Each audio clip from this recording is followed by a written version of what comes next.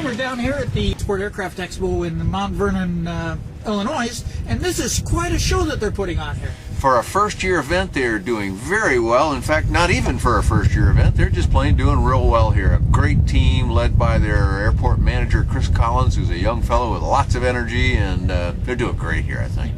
We must have, I think, 40 or 45 airplanes here from different manufacturers. Yeah, I think, you know, there's always a few doing demo, which of course is one of the goals of these things, but if you counted them all up, it'd probably be pretty close to 50, so it's a very credible turnout.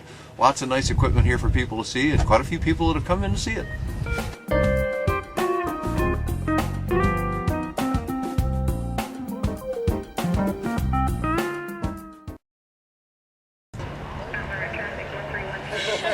Is this airplane on steroids or something?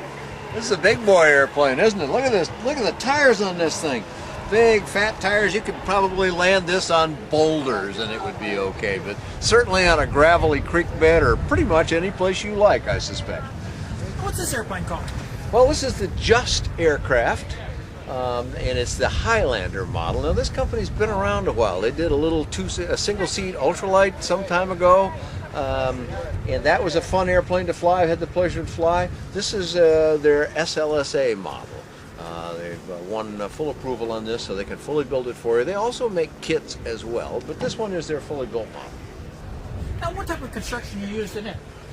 This is a welded steel primary construction, all covered with fabric, wings, fuselage, and everything. And that helps keep the weight down on it some, and it allows them to custom paint it in various ways that you can't do on, for example, some other airplanes that we see out. This also has a folding wing on it. Yes, it does, Dave. This is another one that derives from that original design by from the Avid Flyer folks, Dean Wilson, many years ago, and they've evolved the airplane quite a bit over time. But right above my head here, right above this door frame, you can see a pin that comes out. When you do, the wing is just going to swing back, both sides, of course, and you can park it in a hangar with a lot less space taken up, or perhaps use a trailer if that's what works for you. And this must be really enticing to those bush plane pilots that are looking for this type of airplane. Well, you sure got to think so, especially with these tires on it. I love these things. They do take a little bit of technique because they've got quite a bit of air movement to them that will absorb a lot of bounce, as the case may be, but they do take a little bit of practice to learn how to use them. They are available with a more conventional looking tire as well, but if you want to land out in some rough conditions, this airplane is going to make it work for you.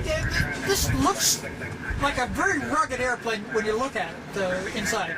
Well, yeah, this is an airplane for an outdoorsman kind of thing. You can take it anywhere, but you can also, when you get there, you can remove these seats, they tell us, and then that gives you a large amount of cubic this airplane pretty easy. There's a lot of room back in here. They've got quite a bit of gear back in here now. Still got lots of room for more, and due to the construction of welded steel, you got places you can tie cargo down and make sure it stays put while you're flying. It looks like a great visibility out of it as well. Pretty much see everywhere in this airplane. The skylight overhead, and you notice it's a big broad cockpit too, so you got a lot of room, and the doors bow out like they often do on these kind of designs, so you got a lot of room in here, a lot of comfort for an occupant or two, and you could be probably two big guys and fit in this airplane very well. And I understand you can also open and close the doors in flight. Yeah, they tell us at any speed you can pop these doors open, which for an old ultralight pilot like myself sounds like a lot of fun to me. And also, you can put this airplane on floats too, of course, if you choose to do that. And if you did, now you've got access out both sides, and you can have the door open when you come in and land, be ready to do what you need to do.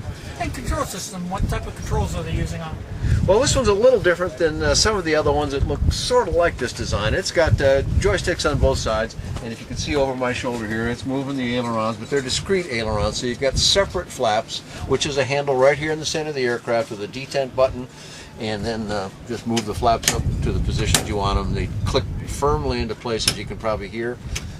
And they again look like barn door flaps. They must really slow this airplane down. Well, they tell us that this particular one will stall at about 24 miles an hour, but the number they normally put out is 27. Either number is mighty low, so you could get this airplane in and out of a 200-foot strip, they say. Now, what kind of power are we using on this? This one uses the Rotax 912, 100 horsepower engine in it.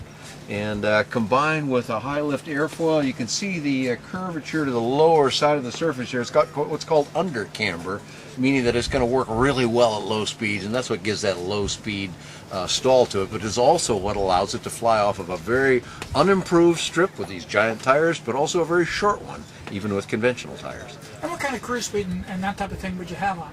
Well, this is not going to be one of your faster airplanes, but it'll cruise all day long at about 100 miles an hour. I saw it climbing out here the other day, and I mean, it was a homesick angel when it left the ground. Just really shoots up in the air. Doesn't surprise me for a bit. Again, the shape of that wing, the construction of it, and what this airplane was designed for in the first place would be that kind of get up and out of a short strip. Maybe when you're out fishing or hunting or doing something with your airplane, this airplane is going to get you out of wherever you got into pretty easily. And where's the fuel located in? Fuel's located in the wings here, and there's an interesting thing. I don't know if your camera will show it too well, but if you look over my head here into the wing root, there's a piece of fiberglass up here that is somewhat clear. And they said, you know, if you kind of shake the wings, I don't know if that's showing or not. It may not, because it looks a little dark in there. But I can see, as I look back over you, the same features on that side, I can see very easily how much fuel there is in that wing. No problem whatsoever. So the human eye can sometimes do what the camera may not be. Stratomaster from MGL Avionics, that's a South African brand. It has one of the nicer displays that I've seen, but one of the things I particularly like about it is instead of having a whole row of black buttons that you don't know what they're for, these are all nicely identified, and it's black on white so you can see it in a low light condition. Of course, they use the GPS 295 in this particular airplane, and they probably have a number of other choices they can offer to you.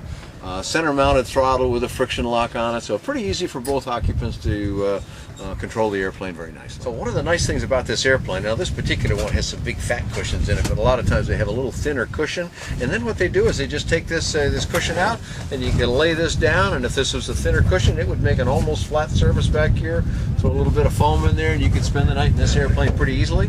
But when you're back in it and you're getting ready to go flying, the seats adjust pretty easily, so you could do it in flight. A little pin here in front of you, and look at all that range here. I mean, you could be a pretty long fella and still fit in here, or be a pretty short fella and still fit in here. And it looks like you have lots of headroom going up to the ceiling too. Yeah, plenty of clearance in here. I'm not sitting in the seat right now, but it looks like there'd be plenty up there. And one more feature here that we didn't get is the trim, also located very conveniently right between and right next to the flap fan. So if you want to get more information on this, Dan, where would we go? Well, you go to justaircraft.com. That's J-U-S-T aircraft. It's justanaircraft.com.